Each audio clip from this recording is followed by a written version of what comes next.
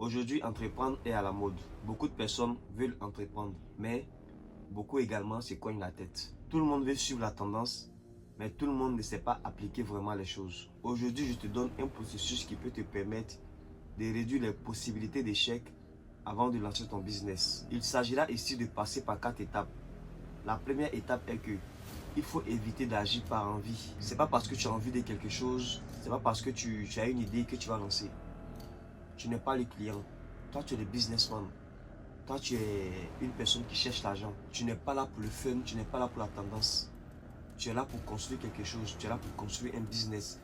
Ne te laisse pas laisser dominer par tes émotions quand tu veux lancer un business.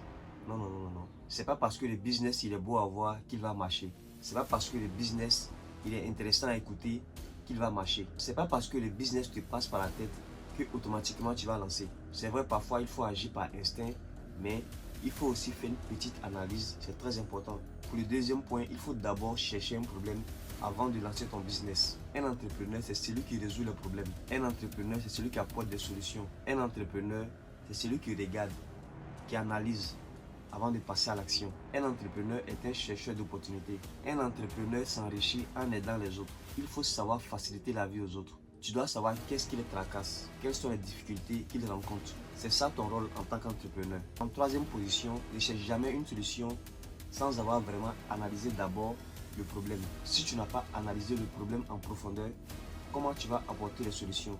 Surtout les bonnes solutions. C'est vrai, tu as une idée, tu as vu un problème, mais tu dois obligatoirement faire une analyse. C'est vrai, il faut chercher à résoudre les problèmes, mais pas n'importe quel problème.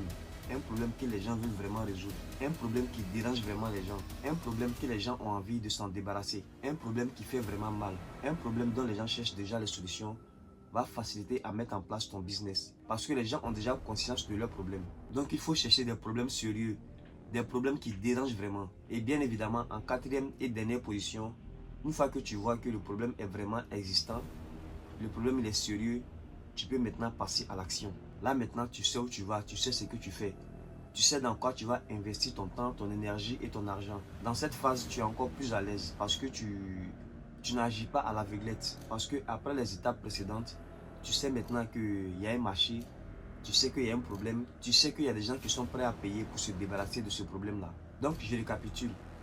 En première position, n'agis pas par envie. Le deuxième point, identifie d'abord le problème avant de te lancer. Troisième point, analyse d'abord en profondeur le problème avant de commencer quoi que ce soit. Et en quatrième et dernière position, si le problème est sérieux, si le problème est pertinent, alors tu peux te lancer. Quand tu suis vraiment ce processus, tu es sur la voie de mettre en place un business qui a de fortes chances de marcher.